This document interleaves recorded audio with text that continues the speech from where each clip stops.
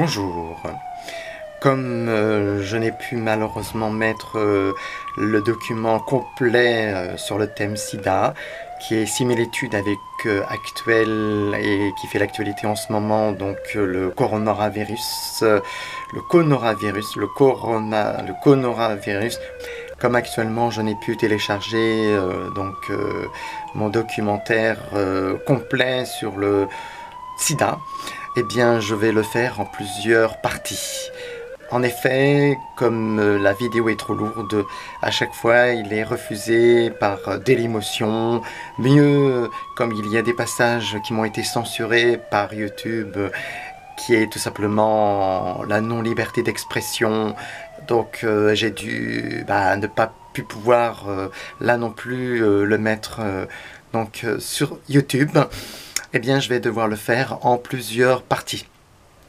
Donc le thème, c'est SIDA, retour en arrière, et vous comprendrez quand vous m'entendrez que nous vivons les mêmes similitudes avec le coronavirus. J'arriverai à le dire.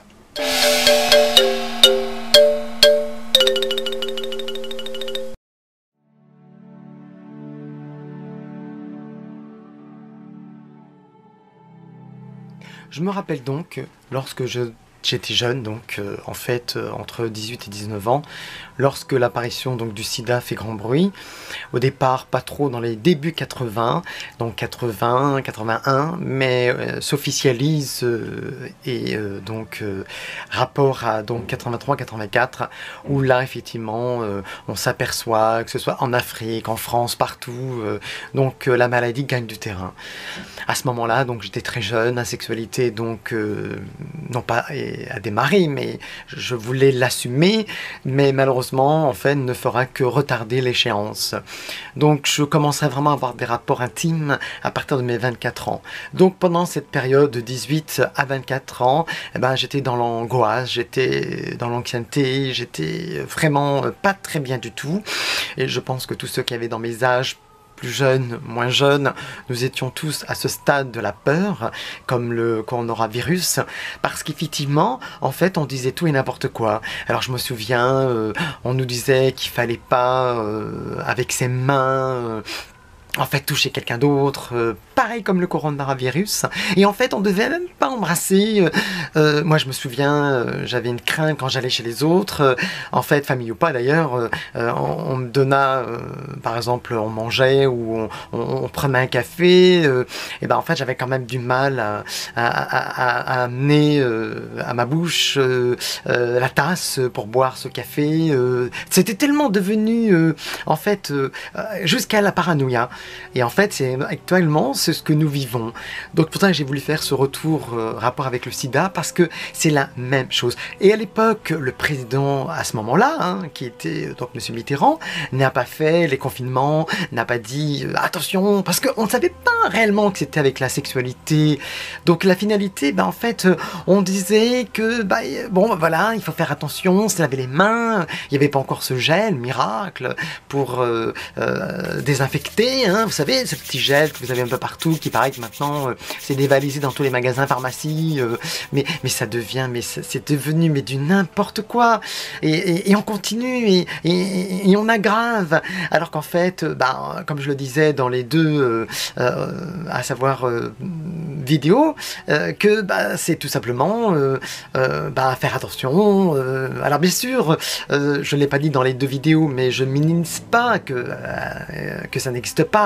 Elle existe, ça existe, cette grippe-là, donc le coronavirus, mais de là en faire un panier à salade et à raconter tout et n'importe quoi, et les gens maintenant sont calfeutrés, ne bougent plus, sont cocoonés, mais ça devient, j'ai l'impression de vivre dans un film, un très très vieux film, dans la guerre des mondes, et sans parler de ce film, sans parler de ça, et de tous autres films qui un peu en même rapport, où les gens ne se côtoient plus, on voit même des images reportage, je ne vais pas m'éloigner du sida, mais auquel il y a des dénonciations, la preuve, puisque là, on en est même dans une dénonciation, puisque Raphaël Henkel l'a vécu, et vous allez voir que c'est pas drôle, et à ce moment-là, c'était en 1987, c'était pas du tout drôle pour lui. Flashback, retour en arrière.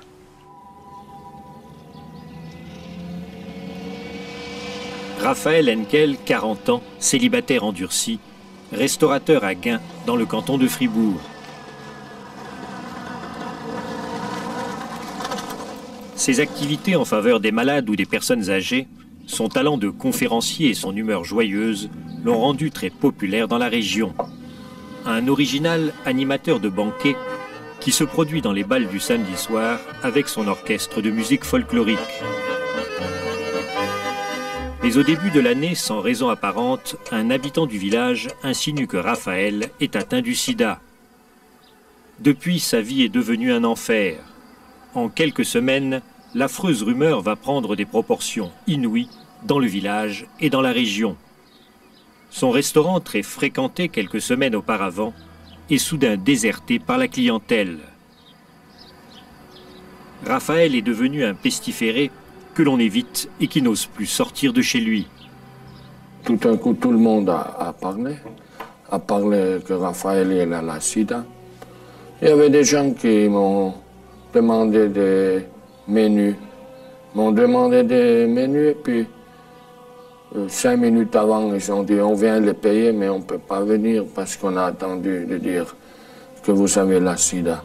Mais on vient quand même les payer parce que c'est un type gentil. J'aime bien chanter, j'aime bien faire le vite, tout ça. Mais maintenant, c'est tout cassé. C'est tout fini. Parce que même les gens du village ne m'ont plus donné la main. Quand ils me voyaient, ils sont partis. Ils ne m'ont même plus regardé. Puis des téléphones anonymes qui sont venus, c'était fou. Des téléphones anonymes qui disaient quoi? Ils disaient combien de temps que tu dois encore vivre, même la nuit. M'ont téléphoné comme ça. Bientôt tu es mort. Même à ma mère, ils ont téléphoné le matin. Elle a 75 ans. Elle a souffert beaucoup. Elle a vieilli de 10 ans. Parce qu'ils ont téléphoné à elle. On aimerait bien vous dire, c'est quand même dommage que votre fils il doit mourir bientôt. Un gentil type comme ça.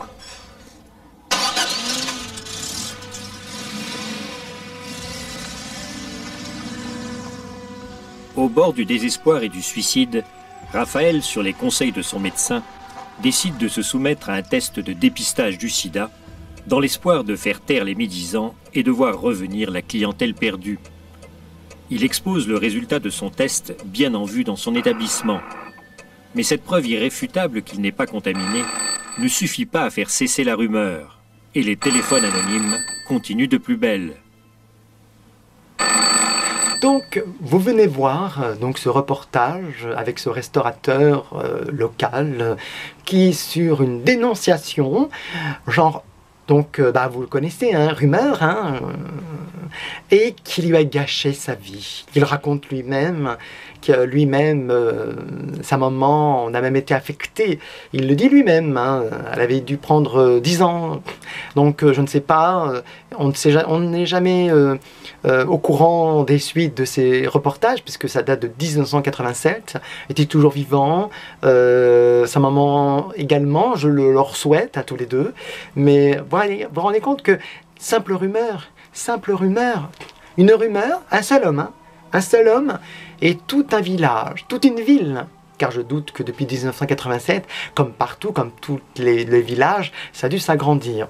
Mais voilà, donc c'est pour dire que la rumeur est tenace. La rumeur, même si vous l'avez pu le remarquer dans ce reportage, eh bien en fait, il dit lui-même, hein, il dit que même le test, même prouvé en le mettant, le placardant, vous vous rendez compte, il le placarde dans son restaurant, eh bien, on reste sur cette humeur, on détruit les gens.